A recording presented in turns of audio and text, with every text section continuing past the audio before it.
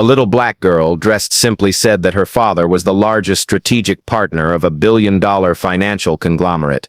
That was the most ridiculous lie millionaire Richard Mallory had heard in nearly 2 decades dominating Wall Street. He declared it right in front of the entire auditorium at Riverside Preparatory Academy during Young Entrepreneur Inspiration Day. Then he snatched the essay that Arielle Johnson had carefully written, held it up high, and tore it in half. The sound of ripping paper echoed. He tore it again and again. The pieces fluttered down like snow, covering Arielle's simple shoes. The very shoes that Mallory saw as proof that she couldn't possibly have a father in the powerful financial world. You don't get to make up stories to make yourself seem special, Arielle. Carter, Harrington's partners, live in massive mansions. Their kids go to international schools. They don't show up looking like this. Mallory's voice turned icy. Arielle, 10 years old, stood frozen. Her hands trembled slightly. Every eye in the auditorium was on her, curious, doubtful, judgmental. Mallory crumpled the pieces and threw them straight into the trash. Pathetic. Have you ever seen a powerful man destroy a black child just because she dared to tell a truth that he deemed impossible? The peaceful morning at Villa 14A in the upscale Maple Ridge estate, a high-end residential area nestled in the quiet suburbs of Minneapolis, began with sunlight sparkling through thick cream-colored curtains. Arielle Johnson's room, nearly the size of a small apartment, was decorated with bookshelves, art models, and the piano she practiced on every evening. But amid that luxurious space, Arielle still woke up in the simplest way, curled in her mother's arms. Dr. Mariah Johnson, head pediatric nurse at St. Grace Medical Center, slipped on her blouse while stealing a few more moments to hold her daughter before leaving for work. Though the house was vast with expensive furnishings, every decorative item meticulously chosen by top designers, only the two of them were there in the mornings. There were no family photos flaunting wealth, no trophy room for awards or financial cups, all of it deliberate. Because Arielle's husband and father, Elias Johnson, lived a different life, so low profile that even the wealthy residents of Maple Ridge didn't know what he really did.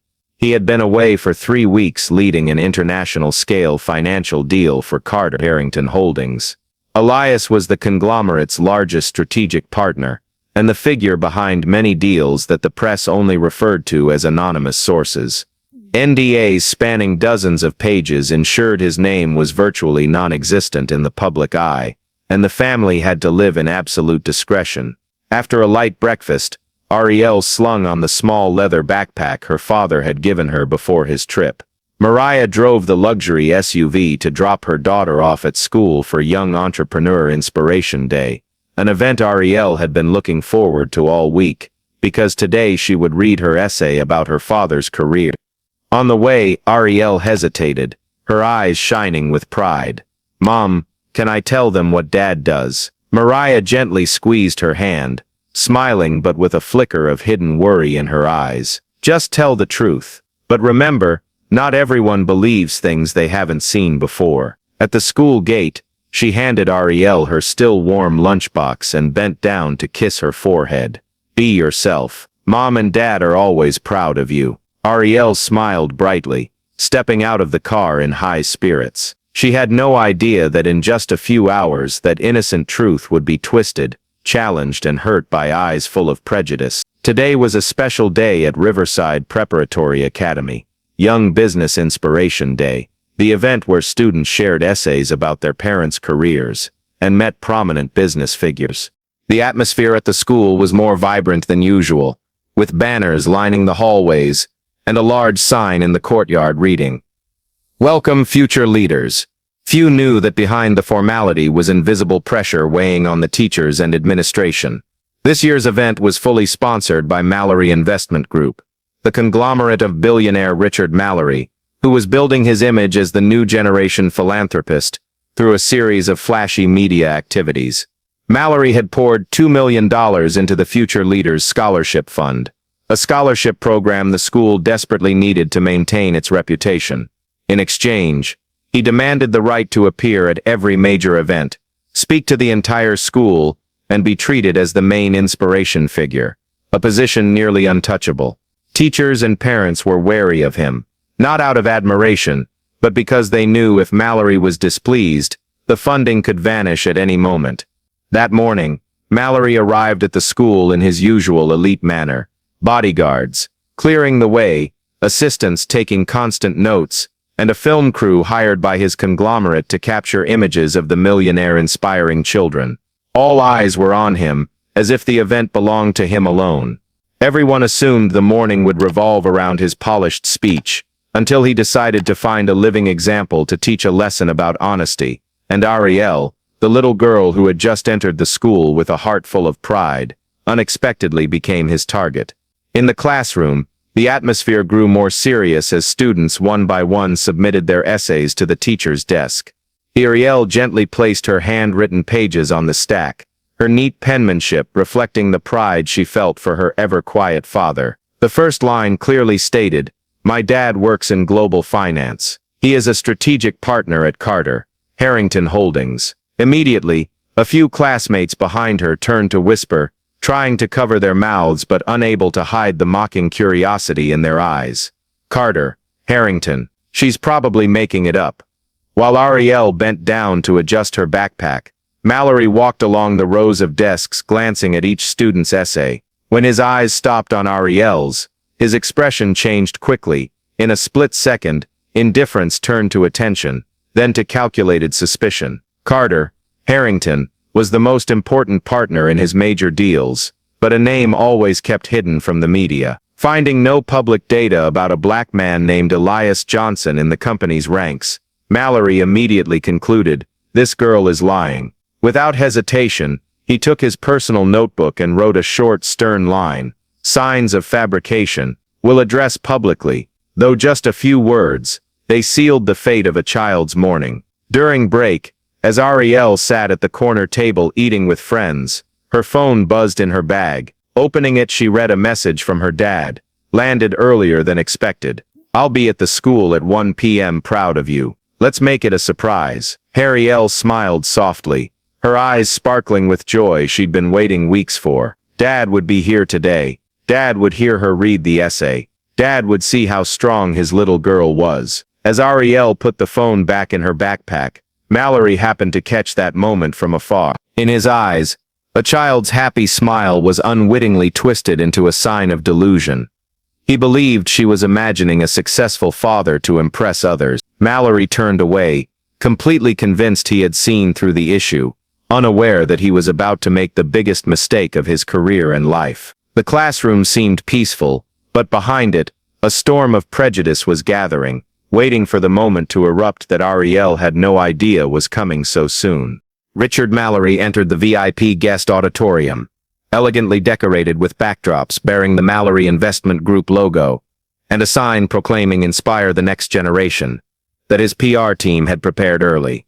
Sitting in the large leather chair, he opened the thick folder containing all the student essays, something he planned to review one last time to select a few exemplary ones, to praise in front of the crowd and score points with the media. But that seemingly simple review stopped abruptly when his eyes landed on Arielle Johnson's essay. The line that made him freeze. "My dad is a strategic partner at Carter, Harrington Holdings." Just the word strategic partner, and the conglomerate's name made Mallory sit up straight as if he'd discovered something irregular. Carter, Harrington was a name that made the entire financial world cautious. A conglomerate so secretive that any related information was absolutely confidential. Mallory himself was their most important business partner, the one who directly signed billions of dollars in deals. But the key detail was the largest deals were always signed by a figure who never appeared in the press. A man Mallory had met privately many times, but never publicly collaborated with. Arielle Johnson. Yet when seeing the name Arielle Johnson in the essay, instead of recognizing it as the very associate who had helped create those monumental deals, Mallory reacted with arrogant instinct.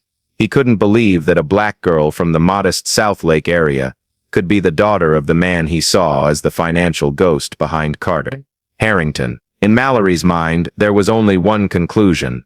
Impossible. That thought led Mallory into a chain of biased judgments. Why would a family living in a cheap rental apartment be involved in billion-dollar deals? Why would a black man not listed in public company records hold such a critical role? And why would a 10-year-old child know a name that even the financial world kept secret? Arrogance made him ignore the possibility that Elias used NDAs to protect his family from the media. Prejudice made him see only absurdity instead of possibility. Mallory glanced at the student information sheet, saw residence Southlake Zone B, and smirked mockingly. A black girl from a working-class neighborhood, daring to claim her dad is a strategic partner. Hilarious. The suspicion quickly turned into toxic bias. The more Mallory thought, the more he believed Arielle was making up stories to impress. Instead of pausing to verify objectively, he rushed to gather evidence reinforcing his wrong judgment. He asked the homeroom teacher, "What does the girl's family do? What's the parents' income?" As if interrogating a financial risk file rather than an elementary student. When the teacher replied that Arielle's mother was a head nurse and her father often traveled for work and rarely appeared, Mallory became even more convinced that this dad either doesn't exist or is just a regular employee. He Googled Arielle Johnson with keywords like finance, Carter, Harrington, strategic partner, but of course found nothing, because that was the entire purpose of the NDA. And Mallory, instead of wondering why an important person would have no trace, simply concluded, no information means non-existent. Prejudice increasingly overrode reason. Mallory felt satisfied with his flawed reasoning, as if he'd just uncovered business fraud. From a small doubt, he turned Arielle into a symbol of dishonesty, a dangerous conclusion rooted in racial and class bias. Today's event needs a lesson in honesty, he muttered, and he believed no one was more fitting to illustrate that lesson than Arielle, a girl he deemed incapable of accessing the elite financial world. In Mallory's mind, exposing her in front of parents and students wasn't just reasonable but necessary to bolster his image as a businessman intolerant of falsehood. Even his PR team thought a moment of correcting a lying student would create powerful viral content, portraying him as teaching the younger generation business ethics, a role Mallory thoroughly enjoyed. No one on the organizing committee dared stop him. Everyone depended on Mallory's funding, all fearing he'd feel obstructed. So the worried glances only exchanged among themselves, with no one daring to say Mallory was acting wrongly. Meanwhile, Arielle, the small girl with a warm smile and faith in kindness, continued chatting innocently with friends, completely unaware that a storm of prejudice was forming around the honest story she wrote about her beloved father. She was still excitedly awaiting her turn to read the essay, gently stroking the edge of the paper as if holding a treasure. In a few hours, Dad would arrive. Dad would appear at the event.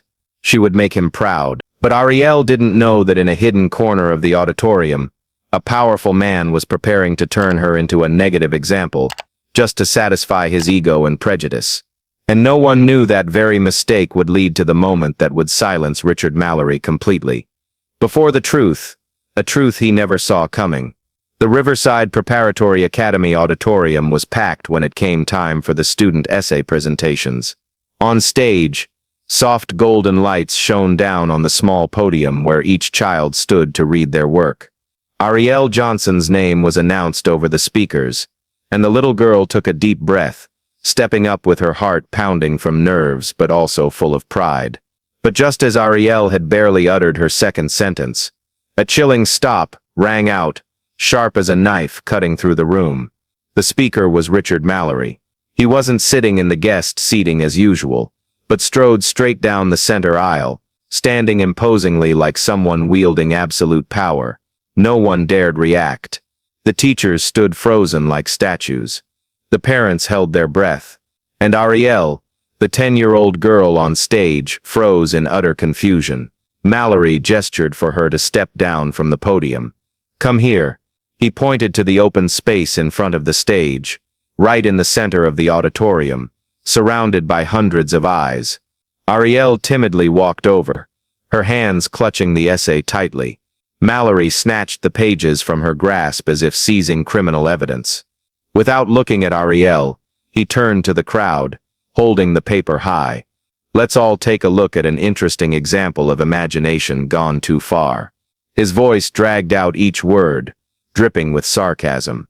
He began reading Arielle's essay, sentences that were originally full of a child's innocence and pride now twisted into a tool for public humiliation. Every line he read was deliberately emphasized with a mocking tone, especially when he reached the part describing her father's career. My dad works in global finance. He is a strategic partner at Harrington Holdings. Mallory let out a faint laugh. Strategic partner, he repeated in a voice full of contempt. How interesting. A few parents started whispering. Some students at the back of the auditorium couldn't hold back their giggles. A few teachers tried to suppress their discomfort, but no one dared oppose this $1 million sponsor. Mallory continued, no longer hiding his intent to humiliate. I've checked the list of known partners at Harrington. And guess what? There's no one named Arielle Johnson. He turned to Arielle. Do you know what that means? Arielle opened her mouth to explain, but before she could get a word out, Mallory immediately raised his hand to silence her, as if she were wasting his time. Poor kids, he said loudly, making sure everyone heard, often have a tendency to exaggerate to impress others. It's not entirely their fault, but we need to correct it. The entire auditorium seemed to hold its breath. Arielle's homeroom teacher wanted to step forward, but her trembling legs stopped behind the front row. Arielle felt her chest tighten, but she still stood straight, her eyes starting to redden. I'm not making it up, she said softly, her voice shaking but each word full of determination. Mallory let out an obvious scornful laugh this time. Sweetheart, people like your dad don't set foot in my world. The room fell into a mix of shock, embarrassment, and pity. A few adults turned away because it was too cruel, but no one intervened. A child was being stripped of her dignity, right in the middle of the auditorium, in front of hundreds of people, simply because of her skin color, and one wealthy man's arrogance. Arielle swallowed her tears, took a breath, and repeated, I'm telling the truth. Her voice was small but firm enough that the entire auditorium heard it clearly, like a bell ringing through a storm. Mallory stepped closer, yanking the essay hard from her hands, crumpling the paper in his grip. The truth, huh?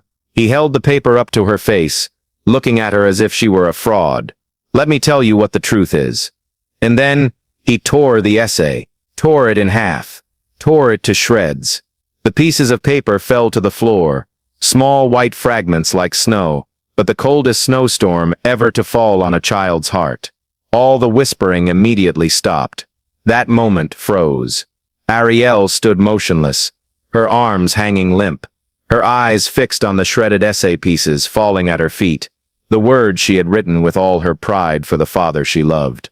Mallory looked down at her, arms crossed, satisfied with his lesson. Today, he announced loudly and resonantly, as if addressing the media, we learn a very important thing. Don't lie for attention. A few students giggled. A few parents nodded. Many others looked at Arielle with pity but helplessness. Everyone witnessed a 10-year-old black girl being publicly shamed as a liar right in the center of the room. Arielle tried to stay calm, but tears finally spilled over. Yet what surprised everyone, she didn't collapse, didn't run away, didn't sob like a child who'd been insulted. She stood tall, head held high, eyes wet, but her gaze unbroken. That very resilience made the silence in the auditorium even heavier. A long pause stretched out, as if the entire room was submerged under the weight of what had just happened. Mallory thought he was done. He thought he'd just delivered a beautiful moral lesson. He thought he'd won. But it was all just the calm before the storm. Because in just a few minutes, every eye, every breath, every whisper in this room would change completely when a man walked into the auditorium, bringing the truth that Mallory never saw coming. And that very moment would leave Richard Mallory, the man who had just humiliated an innocent child, utterly speechless. After that arrogant teaching display, Mallory turned to the homeroom teacher and said casually, as if he'd just handled routine paperwork, please take this girl out so she can reflect on her actions. She needs to understand the consequences of lying in front of an audience. The atmosphere in the auditorium was thick and heavy, to the point where even those who disagreed with him didn't dare speak up. The homeroom teacher stood stunned for a few seconds, her eyes panicked, then reluctantly approached Arielle while her heart ached with helplessness. "Arielle, come with me for a bit," she said, her voice choking with guilt. But before Arielle could move, a voice rang out from the right side seats, cutting through the silence. "You don't have to do that. She's telling the truth." It was Malik Sanders, one of the few black students in the class, who had always admired Arielle for her hard work and kindness. Malik stood up straight, fists clenched, his face flushed with anger. All eyes turned to him. Mallory spun around, stepping slowly but with a hardening glare. He approached Malik, leaning down just enough for his words to fall directly into the boy's face like a blade. "Sit down." Malik didn't back down. "She's not lying. You have no right. I said sit down," Mallory shouted, the harsh sound echoing through the auditorium, startling several students. Malik froze, his lips trembling, but his eyes still burning with silent defiance. He slowly sat down, not out of submission, but because he knew if he stayed standing, he'd be kicked out with Arielle, and he wanted to stay to at least witness what would happen, hoping someone older would stand up for them. But no one did. Not a single adult in that room had the courage. Meanwhile, Arielle felt her legs lifting off the ground, all sounds muffled as if behind thick glass. The teacher gently placed a hand on her shoulder, leading her away from the crushing spotlight. Arielle walked in silence, but each step felt like shattering. The giggles, the pitying looks, the indifferent stares, they all pierced her like hundreds of needles. When the auditorium doors closed behind her, the noisy sounds were cut off, leaving only a long, cold, empty hallway. The pale white neon lights cast down, making her shadow stretch long as if trying to swallow her last bit of courage. Arielle stood there, hands clutching the hem of her shirt, breathing shakily. She thought of the shredded essay pieces on the floor, Mallory's mocking eyes, and the small laughs echoing behind her. But then, amid the chaos squeezing her heart, one single image kept her from completely falling apart. Her dad's message. "I'll be at the school at 1 p.m. proud of you." Arielle took a deep breath, quickly wiping the tears from her cheeks. Even though her heart hurt so much she could barely stand, she held on to a belief no one could take. Dad would come. Dad would explain. Dad would see what they did to her today. And maybe, just maybe, the truth would come to light. She didn't know that inside the auditorium, Mallory believed he'd won, while out here in the quiet hallway, a black girl still stood tall, clinging to a fragile but proud hope. And that hope was about to become a wave that would sweep away every prejudice in this school. Just a few minutes after the teacher left, Arielle heard heavy footsteps echoing from the end of the hallway. Vice Principal Everett Lang appeared, clipboard in hand and a face as if he were about to handle a serious violation rather than talk to a 10-year-old child who'd just been publicly humiliated. He stopped in front of Arielle, glancing her up and down before sighing as if he'd figured out the whole issue. "Arielle Johnson," he began in an even, cold tone. "We need to talk." Arielle stood up, her hands clasped together in tension. Everett gestured for her to sit on the plastic chair by the wall while he stood straight, leaning down to her eye level, as if preparing to dispense some power he believed he owned. "Mr. Lang, I'm not lying," Arielle tried to say, before he could conclude anything else wrong. But Everett raised his hand to stop her, just like Mallory had. "Arielle, I've heard the whole story from Mr. Mallory," he said slowly, as if every word was absolute truth. "And I think you need to face the fact that you've exaggerated the truth." The words "exaggerated the truth" fell like a cold stone on her chest. Arielle shook her head vigorously. "I didn't exaggerate. I can prove it." She quickly opened her backpack, pulled out her phone, and searched for her dad's message. Her fingers trembled, but she still held the screen up to Everett's eyes. There it was, the text she'd reread all morning. I'll be at the school at 1 p.m. proud of you. Everett glanced at the screen for exactly 2 seconds, then let out a half smile that wasn't kind at all. Arielle, he said. Anyone can change a contact name to Dad. A single message doesn't prove anything. Arielle's eyes widened, unable to believe an adult could dismiss the truth so easily. But, it's my dad. So who is your dad? Everett asked, crossing his arms. An employee? A technician?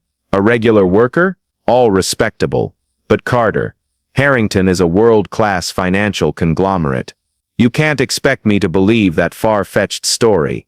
It's not far-fetched. Arielle was close to tears. I'm telling the truth. Everett sighed again, this time clearly annoyed. Listen, Arielle, he said in a softer but still judgmental tone. Sometimes kids want to impress others, so they add details. I don't blame you, but you have to rewrite the essay. Right now. He handed her a blank sheet of paper and a pen. Rewrite your dad's career in a more realistic way. Something that fits your family's situation. Do you understand? Every word felt like it was squeezing Arielle's chest. More realistic. Fits your family's situation. Those phrases drilled deep like needles. As if someone like her, a black girl from a modest apartment, had no right to a successful family. No right to a successful father. No right to write her own truth. Arielle set the pen down. But instead of writing, she looked straight at Everett, her eyes red but burning with determination. I'm not rewriting it, because I'm not lying. Everett frowned. Arielle, not cooperating will make things worse. I'm not cooperating with something wrong, she replied, her voice small but no longer shaking. Everett took a deep breath, his fake patience gone. Then I'll have to note in your file that you refuse to revise the essay and continue claiming false information. He leaned down, quickly writing a long line on his clipboard before continuing. This could lead to disciplinary action, including banning you from extracurricular activities, or even considering suspension. Arielle heard each word, and her heart felt like it was fading. Those threats weren't just about behavior. They were aimed at her dignity, at the truth she was desperately protecting. Do you understand how serious this is? Everett asked. She nodded. Yes. So do you want to revise the essay? A choking silence. And then no.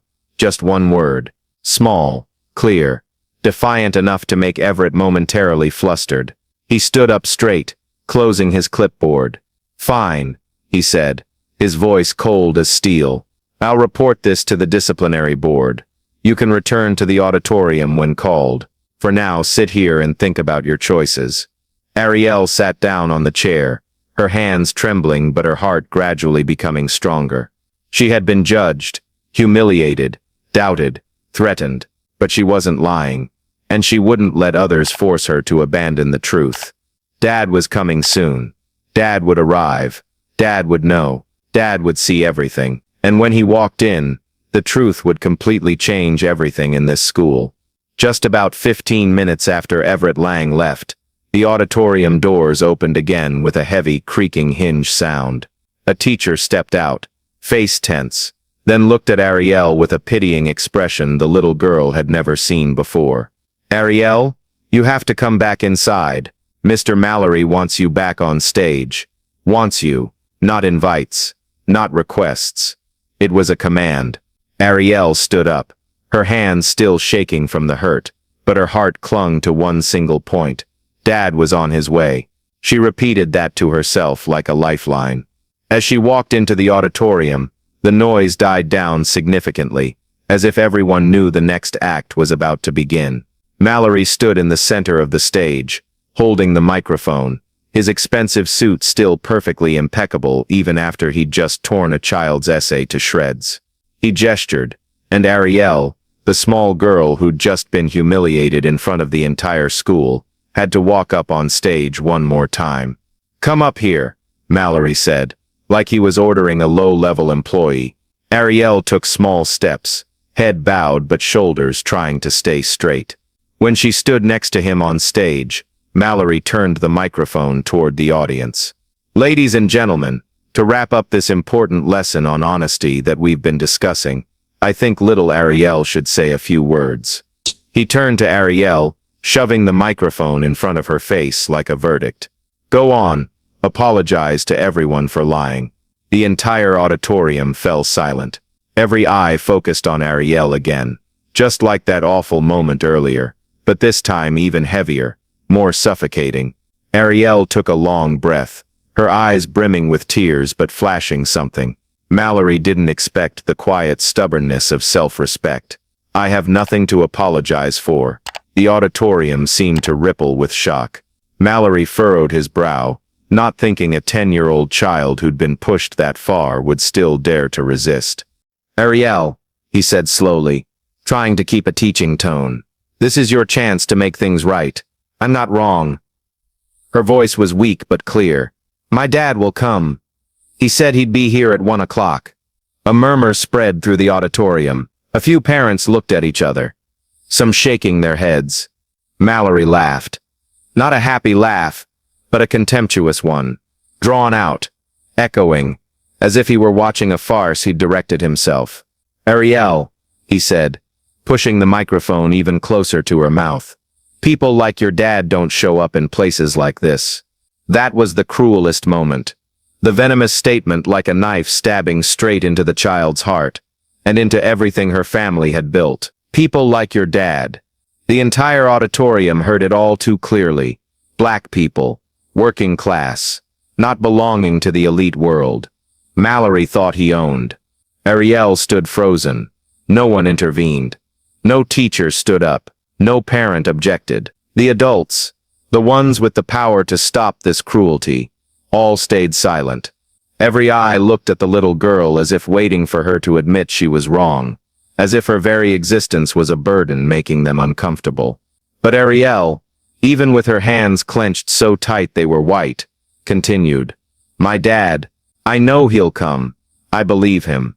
Mallory laughed again, this time turning to the audience, as if wanting the whole room to witness the child's delusion.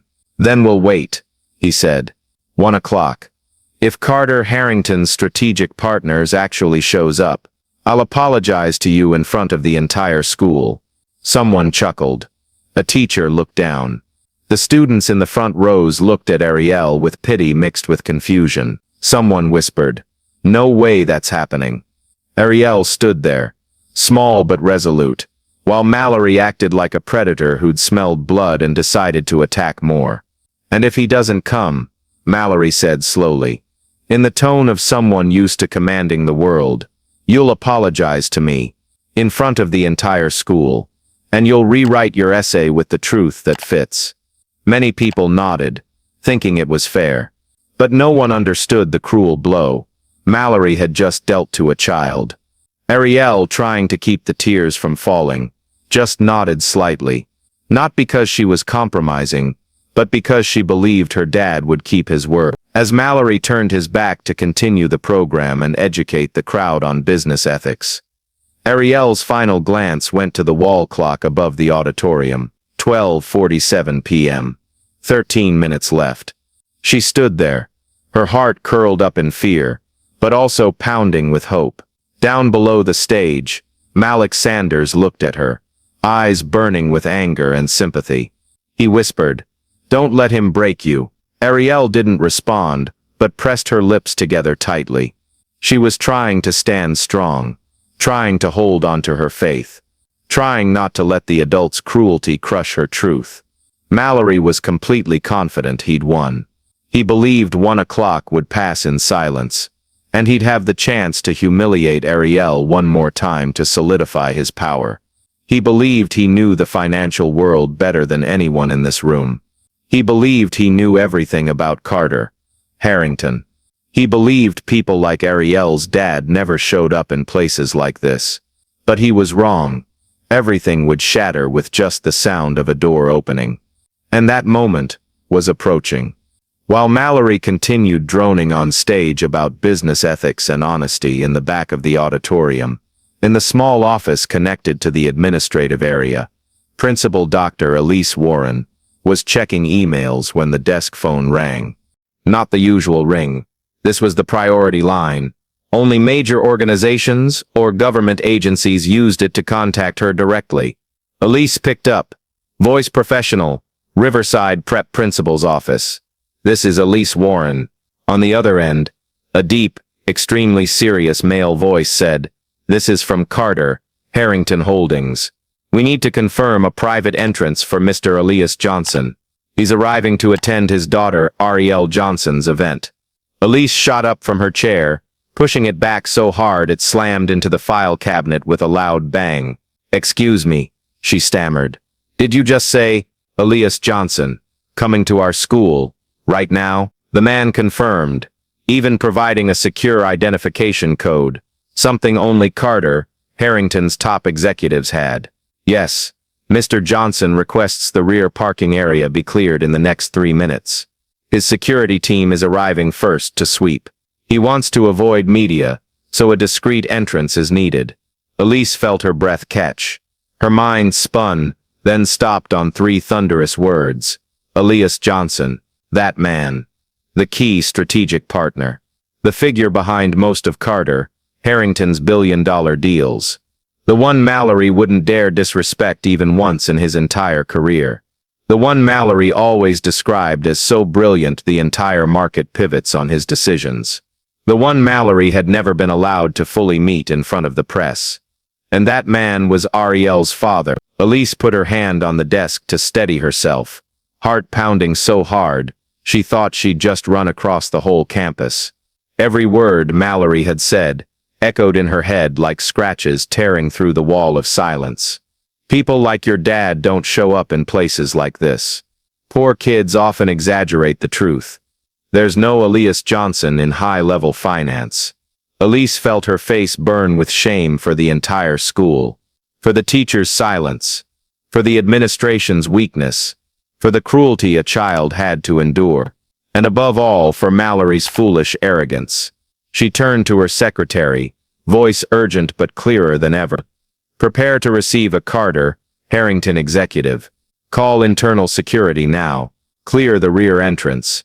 "Oh God." Elise put her hand to her forehead, muttering almost breathlessly, "Mallory has really caused a disaster." In her mind only 2 thoughts ran parallel.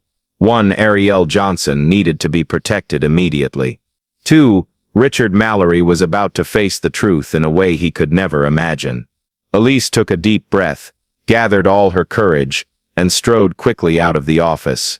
Each of her footsteps echoed down the hallway like a warning, signaling the biggest storm about to hit the auditorium, where Mallory was still arrogantly lecturing, completely unaware that his world was about to be exposed by a name he'd just mocked. In the back of the school, as Dr. Arielle Warren stepped out to the parking lot to prepare for the guest, the low rumble of engines sounded in unison like a storm signal. 3 luxurious black SUVs, the kind only global financial conglomerates used for internal transport, slowly entered the Riverside Preparatory Academy gate in perfect formation, leaving the school guards frozen in place. Each bore special state registration plates and a small Carter, Harrington logo on the windows, subtle but unmistakable. Without close inspection, any parent with business knowledge knew this was the convoy for the conglomerate's highest-level figure. The door of the lead SUV opened, and 2 black-suited security personnel stepped out, earpieces in, moving with the precision of professional training. They immediately scanned the area, checked the entrance, observed every corner of the campus. It all happened in seconds, but was enough to leave the nearby parents breathless. One male parent whispered, voice shaking with surprise, That's Carter, Harrington's security team." Another parent turned, eyes wide. "Carter, Harrington, Mallory's biggest partner. But what are they doing here? For this event? No way this program isn't big enough. Or is something major happening?" The whispers spread fast like fire on dry grass. The people who'd been mocking Arielle's essay earlier now stood silent, eyes following the convoy, as if watching a scene from a financial news broadcast, rather than an elementary schoolyard. When the middle SUV stopped, the air seemed sucked out. A parent in banking blurted, I've seen this convoy at an IMF high-level conference. Oh God. Whoever's inside is definitely a strategic executive. Another woman stammered. Could it be him? Arielle Johnson. Those around whipped around, horrified. Who? The man Mallory has to partner with on every major deal. The one the financial world calls the ghost architect, because he's behind Carter. Harrington's biggest deal structures. No way he wouldn't come here. But they couldn't finish, because right then, the rear door of the center SUV opened. A security agent stepped out first, standing like a wall. He looked around, nodded once as a signal, and then in the moment that choked the entire parking lot, a man stepped out. Polished black leather shoes, a perfectly tailored dark suit, deep green tie, the signature color of Carter, Harrington Holdings. But what turned all the nearby parents and staff to stone was his presence, confident, calm, radiating the gravity of power. No introduction needed. Anyone who'd worked in economics recognized that demeanor, one of the nation's top financial minds. A parent exclaimed in panic, "Oh God, it's really him. That's Arielle Johnson." The ones who'd giggled earlier, the parents who'd nodded at Mallory's sarcasm, all fell silent. Many faces gradually paled, as if realizing they'd witnessed a cruel farce and been complicit spectators. He's here. For who? Does his daughter go to this school? It's Arielle Johnson. Impossible. The confusion spread, turning to fear as people started piecing together what had happened in the auditorium. What will happen when he finds out his daughter was humiliated in front of the whole school? Mallory, he's done for. Not just Mallory, the whole school could face consequences. Another parent hissed in trembling. Mallory just tore up his daughter's essay, and said her dad was made up. He's finished. The atmosphere was heavy as lead. All the arrogance, mockery, and blind faith in Mallory that parents and teachers had shown just dozens of minutes ago now vanished like sea foam. Dr. Elise Warren hurried to the reception area, not for formal greetings, but to keep her school from crumbling piece by piece. She stopped in front of Arielle Johnson, the man adjusting his cufflinks with a composure so sharp it instinctively made everyone step back. "Mr. Johnson," Elise said, voice still shaking, "it's an honor to welcome you." He nodded lightly, eyes focused, no extravagance or showmanship, but making everyone feel like they were standing before someone who could shift the entire stock market with one call. "Where is my daughter?" he asked. Just 4 words, but their weight made Elise's spine chill. She swallowed hard, knowing that in just seconds the truth would crash into the auditorium like thunder. And when that man walked in, the air would explode. The doors to the Riverside Preparatory Academy auditorium swung open with a decisive sound, strong but not loud, like the knock of fate on the ground. All the murmurs, the shifting of chairs, the fidgeting of children stopped at once, as if the air had been sucked out of the room. Every eye turned toward the entrance, and in that moment, time seemed to contract into a single point. Arielle Johnson stepped in. No security leading the way, no introduction needed, no display of power. His presence alone changed the entire atmosphere of the auditorium. The perfectly fitted black suit, the sharp but calm eyes, the straight posture and steady stride, made him seem like a silent but irresistible flow of power. No noise, no extravagance, but every step he took made those watching instinctively step back or stand straighter. In that very second, everyone who had mocked Arielle understood they had made a mistake, greater than any apology could fix. And the one who understood it most, the one whose face was gradually paling, then turning ashen on stage, was Richard Mallory. Arielle stood beside the stage, still forced to wait for the judgment hour, Mallory had declared. But when she saw the familiar figure, distant because of his long business trips, her eyes immediately filled with tears. Dad. The small call echoed in her heart like a loud drum. Arielle hadn't taken another step when Arielle ran toward him. Her little legs moving so fast her shoes scraped hard against the wooden floor, a choked sob breaking free like a dam bursting. She hugged him, wrapping her arms around his waist, as if to confirm that the father everyone called non-existent, the father they mocked, the father they said couldn't exist, was here, standing in front of them all. Elias bent down, wrapping his arms fully around his daughter. A hug full of protection, gentle but carrying the strength of a man who had navigated countless battlefields of business without anything shaking him, except his daughter's tears. The silence in the auditorium was no longer ordinary silence. It was fear. It was realization. It was belated regret. And in that silence, Elias raised his head. His gaze swept across the room, stopping on Mallory's face, the man frozen on stage, mouth open but speechless. Elias gently released Arielle, placing a hand on her shoulder to reassure her. Elias stepped back half a pace, still clutching his sleeve as if afraid someone would try to tear her truth away again. Elias took one step toward the stage, just one step, but its sound rang out clearly. No one dared breathe heavily. Mallory looked at him like he was seeing a ghost come to collect a debt. Two men, two worlds of financial power, but only one stood firm, and it wasn't Mallory. Elias didn't shout, didn't roar, didn't show anger. His voice was calm to the point of chilling. The voice of a man used to making decisions that shifted entire financial markets. You just tore up my daughter's essay. Just one question, asked lightly as if about the weather, but Mallory felt his heart being squeezed. He swallowed hard, voice trembling. Elias took another step, eyes never leaving his opponent. You called her a liar? A small gasp came from below, a parent who had mocked Arielle. Mallory tried to breathe, but his lungs seemed unresponsive. I didn't know she was wrong. Completely wrong. And Elias didn't miss a second to finish that weak argument. You don't need to know who her father is to treat her kindly. In that same moment, hundreds in the auditorium felt a chill down their spines, because they understood he wasn't just speaking to Mallory.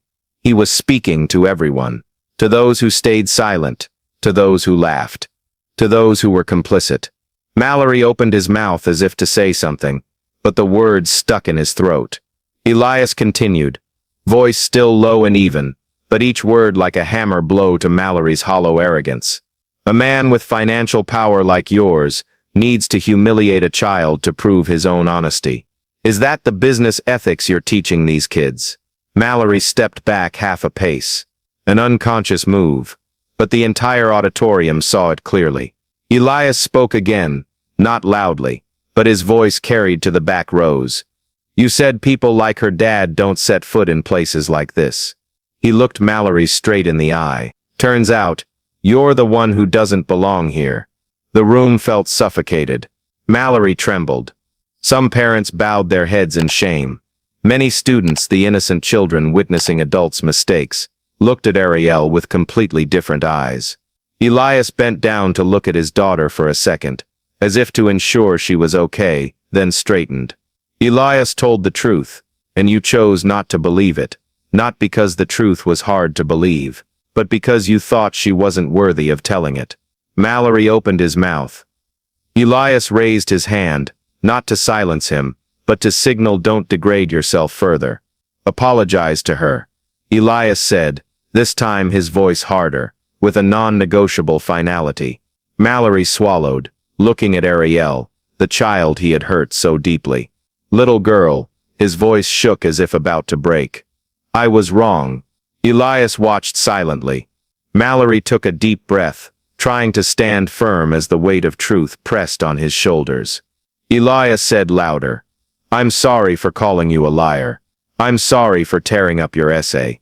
Elias writhed but bright, no hatred, just the truth. The truth Mallory could no longer deny. Elias placed a hand on his daughter's shoulder, turning to face the auditorium.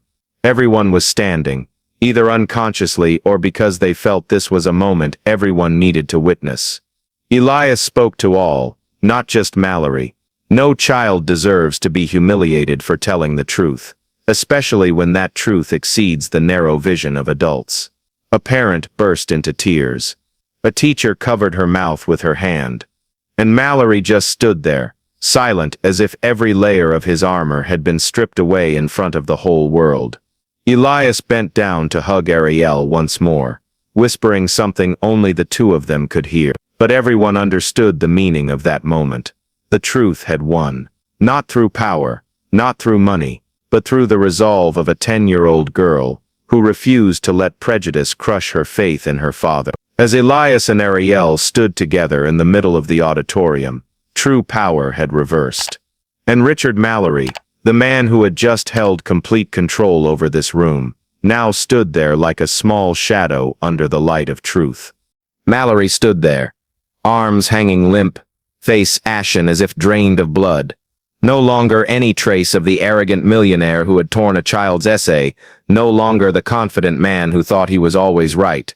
Under Elias's gaze heavy as a mountain and the auditorium's ice-cold silence, he looked like a man who had just woken from his own illusion of power and realized he had buried himself in an abyss. Elias still stood beside Arielle, hand lightly on her shoulder like silent protection. Arielle looked straight at Mallory, not angrily, not bitterly, just with the truth evident in the clear eyes of a child who knew she wasn't wrong. Mallory opened his mouth, voice like it was dragged from a parched throat. "I'm sorry." No one responded.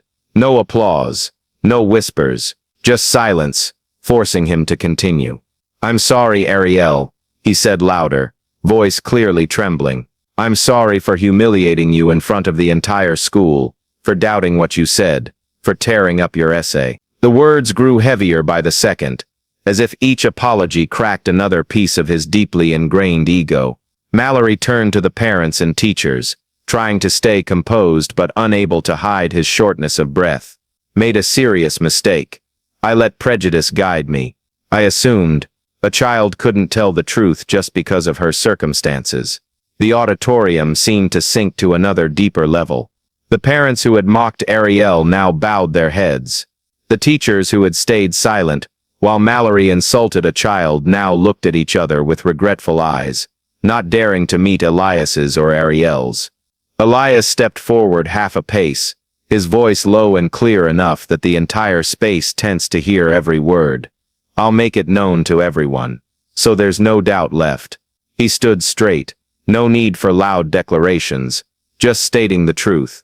"I am Arielle Johnson, strategic partner at Harrington Holdings, the one who has directly signed and coordinated high-level deals with Mallory Investment Group for the past 6 years.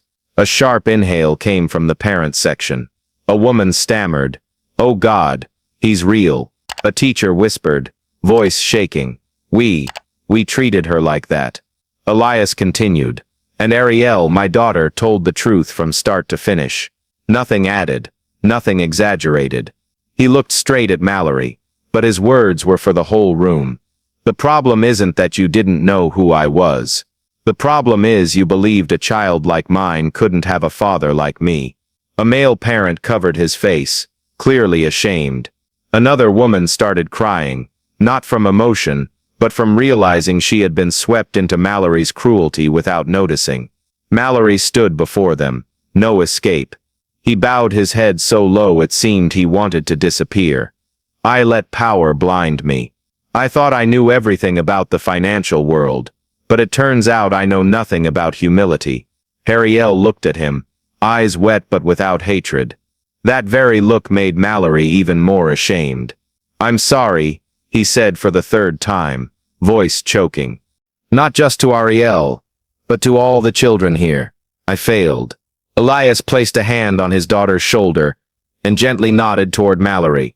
Not a bow of respect, but a gesture reminding him to return to his proper place. "The truth doesn't need your acknowledgement, but your apology is something you are obligated to give." The remaining parents, one by one, gradually bowed their heads. No one dared look at Arielle too long, because shame choked them to the bone. A teacher muttered, "We didn't protect her. We are sorry." Another voice rose. "We were wrong." And in that moment, the reversal of power became completely clear. Mallory, the man who had stood on stage humiliating a child, now stood like a student who'd misbehaved, supervised by the entire adult community. Arielle, the little girl who had stood huddled in the storm of prejudice, now became the beacon of truth, proof of faith, kindness, and unbreakable resolve. And Elias, the man who entered the auditorium with calm demeanor, now became the mirror reflecting the truth everyone had to face. No more laughter, no more whispers, just silence soaked in regret. A silence that Mallory would remember for the rest of his life. In the moment, Mallory bowed his head, and the entire auditorium was still immersed in regret-tinged silence. Arielle gently tugged at her father's sleeve. Elias bent down, his eyes softening, then nodded lightly, as if to say, "You can say what you want. Dad is here." Arielle took a small step forward, her tiny shoes lightly touching the wooden floor, but that sound echoed in the breathless space. A 10-year-old child, just humiliated, just called a liar, just forced to apologize, now stood among hundreds of adults, bowing their heads in shame. Everyone watched her. The atmosphere was so thick, you could hear the trembling breaths of a few parents. Arielle looked around. Her gaze held no resentment, no blame, not even anger, just a clear, fragile look that shone like a small flame in a dark room. She took a deep breath, her soft voice ringing out. Everyone can make mistakes." A choked sound escaped from the parents section. Elias looked at his daughter with pride, but didn't interrupt, letting her say what she needed to. Arielle continued, her voice small but clear enough for everyone to hear each word. "What's important is not doing it again to someone else." Those words fell gently like dust, but touched the very bottom of everyone's hearts. Standing there, parents bowed deeper. A teacher placed a hand on her chest, as if unable to believe forgiveness was coming from the very child they had failed to protect. A student in the front row sniffled, and quickly wiped away tears. And Mallory, the man who had stood on stage with untouchable arrogance, now looked straight at the little girl, as if gazing into a mirror reflecting the true smallness of his own ego. Arielle turned to him, her eyes sparkling, but not with hatred, but with the sincerity in her small heart, trying to understand the complicated adult world. She continued, softly but firmly, "I don't want anyone to feel as bad as I felt today. No one deserves to be treated like that, just because others think I'm not important enough to believe." Another wave of silence swept through the auditorium. Not the forced silence from when Mallory was lecturing, but the silence of hearts melting and being pieced back together by unexpected kindness. Malik, sitting below, felt his throat tighten. He whispered, "She's still kind after everything."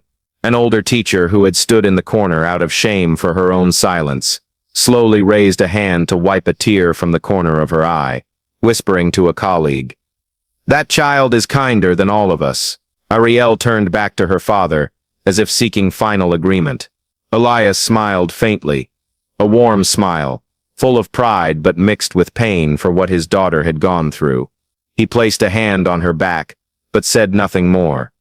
This was Arielle's moment, and she continued, "I hope everyone will think about this next time they look at a child and decide whether to believe what they say." A parent stood up, unable to hold back. You're right. We were wrong." Many others nodded in agreement, some hiding their faces in overwhelming shame. A teacher stepped forward half a pace, then back, not brave enough to apologize directly, but wanting to show she was moved by the child's words. Mallory finally looked up at Arielle, no longer confident, no longer with a powerful ego, just a man, small before the kindness he didn't deserve. "Arielle," he said in a hoarse voice, as if worn down, "you're so much better than me. I apologize again. And thank you for still being kind to me." Arielle bowed her head slightly to him, not out of respect, but to free herself from the pain that had clung to her all morning. A gesture so peaceful and strong that the entire auditorium seemed to breathe again after hours of tension. The words she had just spoken, simple, pure, without grudge, had done what all of Mallory's grand speeches could never do, make everyone look inward. Elias placed a hand on his daughter's shoulder. You did great. But really, not just great. Arielle had done something extraordinary. A child humiliated, in front of the whole school, but chose to respond with compassion. And that made all the adults in the room question who, between them and her, was truly mature. The room still echoed with the afterglow of Arielle's words. When Dr. Alice Warren stepped onto the stage, her face serious, but her eyes completely changed. No longer avoiding, no longer fearing Mallory, just the determination of a leader realizing the heavy responsibility she had let fall on a child's shoulders. Today, she said, her voice ringing out in the auditorium, we have witnessed a serious mistake, not just from one individual, but from an entire system that let prejudice lead the way. From this moment, Riverside Preparatory Academy will change. Everyone fell silent, not the fearful silence as before, but a waiting silence. She continued, the school will immediately implement anti-bias training, on race, on class, and on the invisible prejudices we still maintain without realizing. Every teacher, every staff member, every leader at the school will be required to participate. The teachers bowed their heads, this time not out of shame, but because they understood this was something that should have been done long ago. Alice looked toward Elias and Arielle, then said, we will never let a child go through what Arielle went through today again. Then she turned to Mallory, not angrily, not scolding, but in a calm voice that sent chills through everyone. And no one's funding will ever allow them to insult our students. A small clap started from the back rows, then another, and then the entire auditorium stood and applauded as if to erase some of the pain from that day. Elias stepped closer to Elise, gently saying, I will partner with the school in building this program. Elise's eyes widened. She hadn't expected him to offer. Elias continued, voice low but clear. I want to establish a scholarship fund for students of color, those with potential but hindered by prejudice. The fund will be called the Arielle Johnson Leadership Scholarship. The entire auditorium froze for a moment. Then another round of applause erupted, stronger, more sincere. Arielle looked at her father, eyes sparkling with emotion. Malik, sitting below, nearly jumped out of his seat in excitement. After the auditorium gradually quieted, Malik approached the stage, hesitantly standing beside Arielle. I have an idea, he said softly, but loud enough for the microphone to pick up. Arielle turned to him, lips curving into a fragile smile. Malik took a deep breath. How about we start a club? A place where kids can tell the truth without fear of being dismissed. A place to learn how to lead with kindness, like you did. The auditorium buzzed. A few teachers nodded in approval. Arielle paused for a few seconds, then nodded, a smile blooming from a heart that had gone through too much in one day. Truth and Leadership Club, she said softly. Sounds great.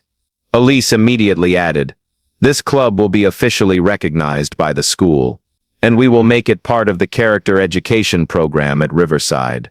Malik raised his hand high, as if gathering all his courage. What's the first thing we do? Arielle looked around at the faces big and small, the eyes that had once doubted her now full of understanding. She said, teach everyone that truth doesn't discriminate by skin color, and kindness can change an entire room. A parent burst into tears. A young teacher placed a hand over her heart.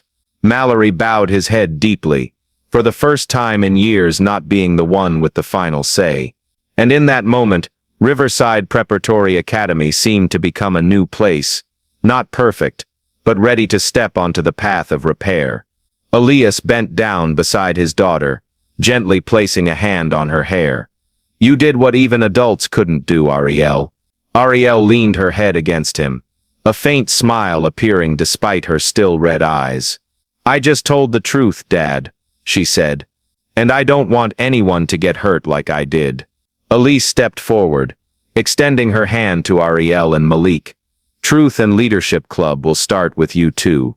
Two of the youngest, but with hearts bigger than any lesson we've ever taught. The entire auditorium stood again, but this time the applause wasn't for power, wasn't for show, but for two children, one who endured hurt but chose forgiveness, and one who stood up to defend a friend when no one else dared. From then on, the hallways of Riverside gradually featured more bulletin boards about fair discussions, anti-bias training sessions, and every week, Truth and Leadership Club met under a handwritten sign by Arielle and Malik. Truth is power. Kindness is the right way to use that power. And no one in the school, even Mallory, would ever dare forget the day a child changed the entire school with unbreakable kindness. News of the incident at Riverside Preparatory Academy spread faster than anyone could imagine. It started with just a few shares from a parent who was in the auditorium that day, accompanied by photos of Elias entering just as Mallory was still on stage. Then short videos surfaced. The scene of Arielle running to hug her father in the dead silence of the room. Then other clips compiled, the resolute voice of the little girl, the ashamed downward gazes of the adults, and Elias's powerful yet gentle declaration. In just hours, the story flooded social media, appeared on evening news, education podcasts, even discussions on justice in schools. Everyone was shocked by the cruelty a child had to endure, but equally moved by her kindness and courage. Education experts analyzed the importance of unbiased school environments. Social activists talked about the fragility of trust in children of color when doubted just for telling the truth. And business people were astonished by Arielle Johnson's calm presence, the man the financial world called the Great Ghost for always staying behind the scenes, now stepping into the public eye solely to protect his daughter. While public opinion was still buzzing, in apartment 4B at Ridgeview South Apartments, Arielle sat at the dining table, legs swinging lightly as she watched her father make tea. The piled-up tension from that day was gone, but in her eyes lingered a trace of weariness no child should ever have to experience. Elias placed a cup of tea in front of his daughter and sat down, eyes kind but serious. "Arielle," he said, "Dad knows you went through a harder day than any child should have to." She looked up, lips pursed. "But you were so brave," Elias continued. "You stood up when you could have completely fallen. You told the truth, even when no one believed you. And you were kind, even when treated badly." Arielle fell silent, eyes glistening with emotion. "Dad," she asked softly, "why did they think I was lying? Just because I'm me." Elias placed his hand on the table, taking his daughter's small one. He sighed. Not from tiredness, but because he knew she had touched a truth adults often avoid. "Some people," he said slowly, "look at skin color, where you live, your family's circumstances, and they think they know you. They think they understand your limits." Arielle bowed her head, voice thin as a thread. "But they don't know anything." Elias nodded. "Exactly. And that's why I want you to remember this." He paused for a second, as if to ensure she was listening fully. "Your greatest strength isn't Dad's name, or Dad's job, or money, or power. Your greatest strength is the truth you carry, and the kindness you choose every day." Arielle squeezed his hand, eyes brighter, like a candle relit in the dark. "And kindness," Elias continued, "isn't because others deserve it, but because you deserve to be someone who knows your own worth." That night, as Arielle went to bed, social media was still flooded with posts praising her. Teachers from other schools messaged Elise, asking to join anti-bias training as soon as possible. Mallory issued a public apology, for the first time in his life admitting his actions stemmed from prejudice and arrogance. And at the school, Truth and Leadership Club had received over 30 applications in just 2 days. But for Arielle, none of that mattered as much as the moment her father placed his hand on her head, before turning off the light, and whispering like a heartfelt reminder. No child, especially a black child, should ever be called a liar just for telling the truth. Those words echoed in the darkness, warm like the blanket wrapped around her, strong like a vow she would carry for life. Because Arielle understood better than anyone, truth doesn't need to apologize, and kindness is what turns truth into light. If you loved this story and want to read more emotional works like it, please subscribe to join me. See you in the next stories, where truth and kindness always have their own voice.